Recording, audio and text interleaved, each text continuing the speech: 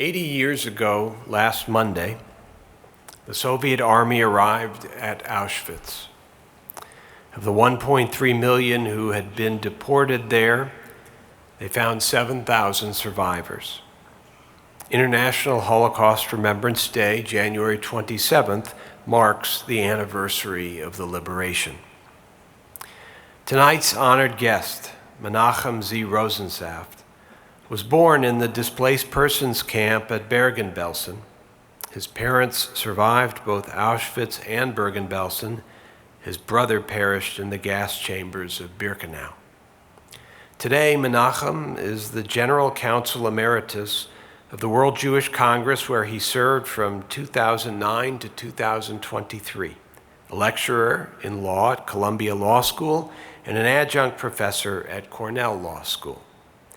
He has long been a leader in Holocaust remembrance efforts and was appointed by Presidents Bill Clinton and Barack Obama to the United States Holocaust Memorial Council. In 2009, he was a member of the U.S. delegation to the International Conference on Holocaust-era Restitution Issues in Prague. He's the founding chairman of the International Network of Children of Jewish Holocaust Survivors, chairs the Advisory Council of the Foundation for Memorial Sites in Lower Saxony, and is a past president of the Park Avenue Synagogue here in New York. In 1987, he played a key role in convincing the government of Panama not to give sanctuary to Nazi war criminal Karl Linus. In 1988, he was one of 5 American Jews who met in Stockholm with senior leaders of the Palestine Liberation Organization, resulting in the PLO's first public recognition of Israel. In 2023, he was awarded an honorary doctorate by the University of Tuzla in Bosnia and Herzegovina in recognition of his contribution to raising awareness of the genocide against Bosnians and the Holocaust through the fight against the denial of crimes and the falsification of historical facts, and for contributing to peace building and the development of a culture of remembrance.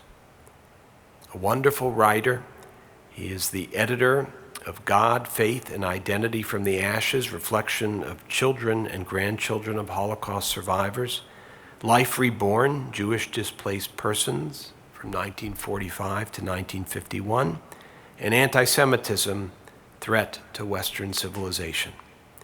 With his daughter Jody, he wrote A Measure of Justice, The Early History of German Jewish Reparations, and he's the author of Poems Born in Bergen-Belsen, and most recently, Burning Psalms, Confronting Adonai After Auschwitz.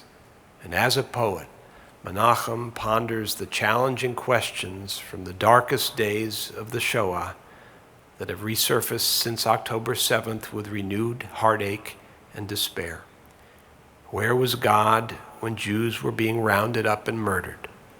How can we reconcile the saving God of Torah and of our own prayers with the seeming absence of such a God during the Shoah or beneath the tunnels of Gaza? In Burning Psalms, he revisits the book of Psalms to tackle those vexing and unsettling ideas in the hope of finding meaning in faith and in the world. We are truly honored that he joins us tonight to offer his Torah. Menachem and his wife Jeannie and their family are beloved friends, and so for me, his being with us is a special gift. Please welcome Menachem Rosensaft.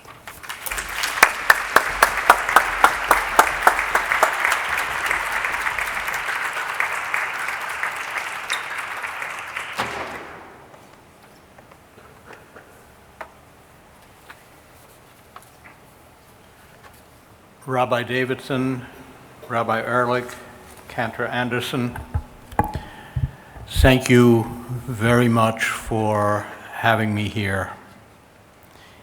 Rabbi Davidson, many thanks for inviting me to speak this evening in commemoration of the 80th anniversary of the liberation of the Auschwitz-Birkenau death camp. This magnificent sanctuary brings back many memories.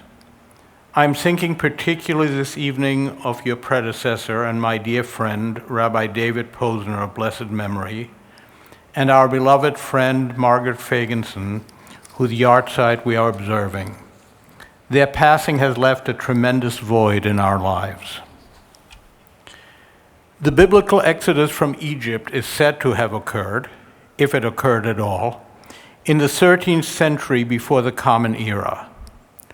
Almost a millennium and a half later, the drafters of the Mishnah, the first written compilation of the Jewish oral law, mandated, in their discussion of the laws relating to Passover, that in each and every generation a person must view themselves as though they personally had come out of Egypt. Indeed, this is one of the central and most meaningful passages recited at the Passover Seder. Thus, the Jewish people's emergence into freedom against the backdrop of Egyptian slavery looms as a formative event of both Judaism as a religion and the Jewish national identity. However, the Exodus was not the only watershed moment in Jewish history. Talmudist and Auschwitz survivor Professor David Weiss Halivni wrote, and I quote, "There were two major theological events in Jewish history, revelation at Sinai and revelation at Auschwitz. At Sinai, God appeared before Israel, addressed us, and gave us instructions. At Auschwitz, God absented himself, abandoned us, and handed us over to the enemy," end quote. 80 years after the end of the Holocaust, it is incumbent on those of us who consider ourselves religiously observant Jews to ask ourselves, not for the first time, the question that risks shattering our faith in and our relationship with God, the question that Rabbi Davidson had just so accurately asked. How do we reconcile, how can we reconcile the brutal, systematic genocide of millions of Jews with a concept of an omnipotent, omniscient, protective God whom we consistently praise and thank in our liturgy for performing miracles on behalf of the Jewish people in biblical times? How can we praise God for saving the Israelites fleeing Egypt by parting the waters for them, when we know that the same God did not rescue some 6 million Jews from annihilation at the hand of Nazi Germany and its accomplices? While God's self-revelation at Sinai formed the bedrock of Jewish theology and liturgy, the absence of the divine manifestation, Weiss Halivni called revelation at Auschwitz, and the related theological significance and implication of this cataclysmic event have been and are absent from our ongoing theological interactions with God. Aside from Yom HaShoah, the day set aside on the Jewish calendar for commemorating the genocide of European Jewry, or perhaps the martyrology on Yom Kippur, the mass murder of 6 million Jewish women, men, children, and infants is not featured even obliquely in our formal religious services. Jewish religious services across the denominations are replete with biblical psalms that extol God's loving kindness, that tell us over and over that Adonai is and always has been compassionate and merciful, our rock, our fortress, our redeemer, our shield against evil and evildoers. As we read them, we are meant to be comforted by them, to feel close to God. But in the aftermath of the Holocaust, we do not read them on our own. Hovering over us, with us, are ghosts who force us to reconsider any notions of consolation, God's protection, or a divine embrace. I did not write the Psalms in my book, Burning Psalms, Confronting Adonai After Auschwitz, to seek answers to the unanswerable. On the contrary, I have tried to bring the theological enigma represented by the Holocaust squarely into the Jewish liturgy by invoking the ghosts who haunt us. None of us can presume to know God's essence or God's countenance. If, however, we wish to continue to interact with God after Auschwitz as Avinu Malkeinu, our parent and sovereign, in the same we did before Auschwitz, then we have not just the right but the obligation to bring the ghosts of Auschwitz into our dialogue with Adonai. Psalm 120 asks Adonai to, quote, save my soul from false lips, from a deceitful tongue, before concluding with a sense of relief that, quote, for a long time my soul dwelled with those who hate peace. I am at peace. In contrast, burning Psalm 120 takes us into the depths of the Shoah. Cursing lips, malignant tongues, pernicious words were only the beginning. I was shot at Panari, inhaled Zyklon B at Birkenau, carbon monoxide at Treblinka. Typhus ravaged my soul in Belsen barracks, and I am not at peace in the grave.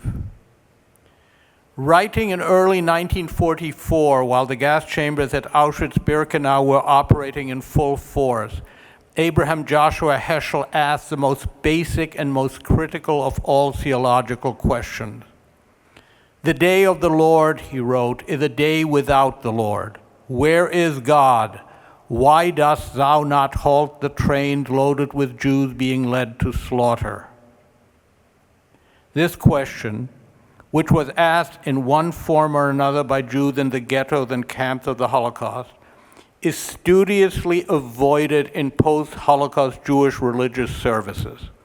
It is also the very question that must, in my opinion, be transposed into precisely those services. I wrote my burning psalms in the hope that these ghosts of the Holocaust will become ingrained both in Jewish liturgy and in our consciousness, as well as the consciousness of future generations. I also wrote my psalms because we do not have the luxury of time. We cannot rely on future generations to carve out space for Holocaust memory as a core element of our national and religious Jewish identity. We, who have listened to and absorbed the memories of the survivors, must take on this task. In doing so, we must think of the annihilated millions not as impersonal statistics, but as individuals with names, faces, identities, dreams, and emotions. We cannot allow the Jewish women, children, and men who died of starvation in ghetto streets or of typhus in a concentration camp barrack, or whose corpses rose toward heaven from a crematorium, to fade into the ether of oblivion. Let us, each of us, commit to transmit into the future at least one name and one face from amongst the murdered. For me, that name and face belong to Benjamin, my mother's 5.5-year-old son, who was murdered in a gas chamber at Auschwitz-Birkenau on the night of August 3rd to 4th of 1943. Since my mother's death in 1997, Benjamin has existed inside of me. I see his face in my mind, try to imagine his voice, his fear as the gas chamber door slammed shut, his final tears. If I were to forget him, he would disappear. And I must make sure that he will not disappear with me. And so, this Shabbat evening, allow me to read Burning Psalm 18 in memory of Benjamin. A song from the dead, for the shadow, fading reflection of Benjamin, who spoke these words to Adonai on the day that Adonai did not save him from the hand of all his enemies. And he said, I once loved you, Adonai. I believed, I was taught, you were my strength, my rock, my fortress where I would be safe, my salvation. Adonai, Adonai, I believed, I was taught, you are compassionate, abounding in loving kindness, in faithfulness. In my distress I called to you, Adonai, but the ground did not tremble. The world's foundations remained unshaken. You did not roar, did not even whisper. You did not bend the heavens, did not come down from your palace to lift me out of the suffocation. What did I ever do to deserve your silence, your indifference? Was David, who seduced Bathsheba, who sent Uriah to his death, whom you did not allow to build your temple, more faithful than I, more righteous, more blameless? And yet you rescued David from his enemies, but left me gasping for air, gas filling my lungs on a cold cement floor, as the cords of death choked me, overwhelmed me, dragged me to your shoal. No, Adonai, you did not protect me with your shield. Your right hand did not sustain me. You did not set me free, did not hold me, cradle me, comfort me. Therefore, you will not light up my eyes or revive my heart, not even with a rainbow, and I will not sing to you again. The Holocaust challenged and shattered many of the previously accepted norms of human existence, including our Jewish religious norms.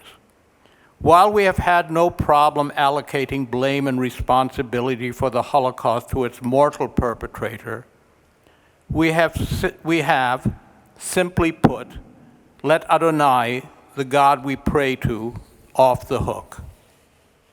Psalm 115 is recited during Hallel on the festivals of Sukkot, Pesach, and Shavuot, as well as during the 8 days of Hanukkah, including, quote, the heavens are Adonai, the earth is given to human beings. The dead do not celebrate God, nor do those who go down to the grave, but we shall bless God now and always. My burning Psalm 115 ends on a different, far more discordant note. The heavens are indeed yours, Adonai, and the earth has become your people's graveyard. The dead who descended into silence do not praise you, cannot praise you. So how can we now bless you? The destruction of the temples in Jerusalem, respectively 3 and almost 2 millennia ago, are sources of theological sorrow and mourning in our prayers. But the destruction of thousands upon thousands of temples, synagogues, Hasidic prayer rooms, and Jewish homes, and the human suffering and loss during the Shoah are not to be found in our contemporary Shabbat, Days of Awe, or festival service liturgy. This must change if we want Holocaust remembrance to be more than a perfunctory catchphrase for future generations of Jews who will never have interacted with or even encountered a survivor. To a large extent, we express our faith in and devotion to God through the biblical Psalms that are interspersed throughout the Jewish liturgy and in which God is consistently praised and exalted. This idyllic, harmonious relationship with and to God depends on our not confronting God with the reality and horrors of the Holocaust, because we know that there can be neither praise nor exaltation for God in the context of Auschwitz, Treblinka, the Warsaw Ghetto, Babi Yar, or Bergen-Belsen. My father was once asked if he still believed in God after surviving numerous Nazi German deaths and concentration camps. I do not hold the Ribbono Shel Olam, the Master of the Universe, responsible for the Holocaust, he replied, but I won't give him any medals for it either. Birkat Hamazon, the blessing recited after a meal, include the following verse from Psalm 37. I was young and now I am old, but I have not seen a righteous man forsaken, nor his children begging for bread. Burning Psalm 37 echoes why my father refused to utter these words after the Holocaust. I was young and became old, and I have seen far too many of your righteous sons and daughters forsaken for the world, forsaken by you, and their children begging for bread, starving. I believe, ani ma'amin, with perfect faith, be'emunah shlema, in the coming of the Messiah, is the 12th of Maimonides' 13 principles of faith. But how do we reconcile, how can we reconcile such absolute trust with the failure of the Messiah, any Messiah, to appear at the nadir of Jewish history?